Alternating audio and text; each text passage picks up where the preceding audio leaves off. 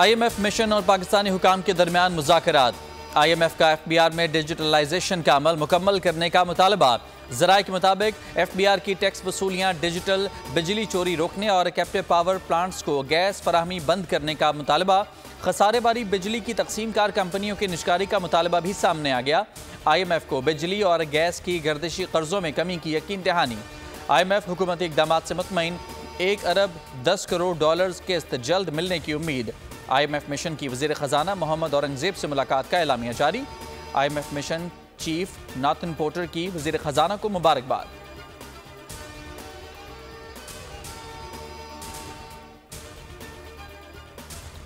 वज़ीर आज़म शहबाज शरीफ की ज़ेर सदारत मईशत की तरक्की से मुतालिक इजलास। 5 साला माशी रोड मैप पेश। महंगाई में कमी, गुर्बत का खात्मा और रोज़गार की फराहमी रोड मैप का हिस्सा। तमाम स्टेक होल्डर से प्लान पर अमल दरामद के लिए मुशावरत की जाए।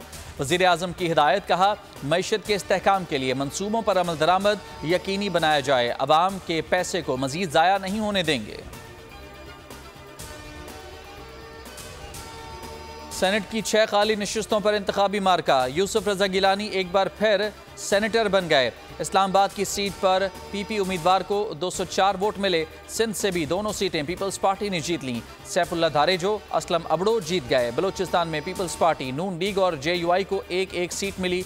पीपल्स पार्टी के अब्दुल कुद्दूस बजिंजो, नून लीग के दोस्तैन डोमकी और JUI के अब्दुल शकूर खान सेनेटर बन गए। सेनेट की 48 खाली नशिस्तों पर इंतखाबात का शेड्यूल जारी। पोलिंग 2 अप्रैल को होगी।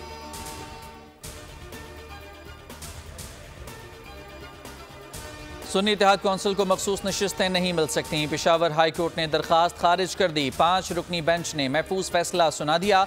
रिमार्क्स में अदालत ने कहा कि जो पार्टियां इलेक्शन में हिस्सा नहीं लेती उनका हक नहीं बनता। 0 जमा 0 0 होता है। मखसूस नशिस्तें तब मिलती हैं जब सियासी जमातों ने सीट जीती हो।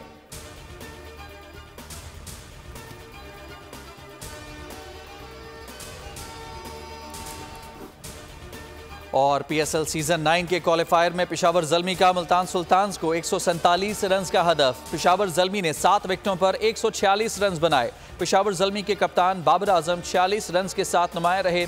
उसामा मीर और क्रिस जॉर्डन ने 2 खिलाड़ी आउट किए। मैच का फातेह इवेंट के फाइनल के लिए क्वालिफाई कर जाएगा।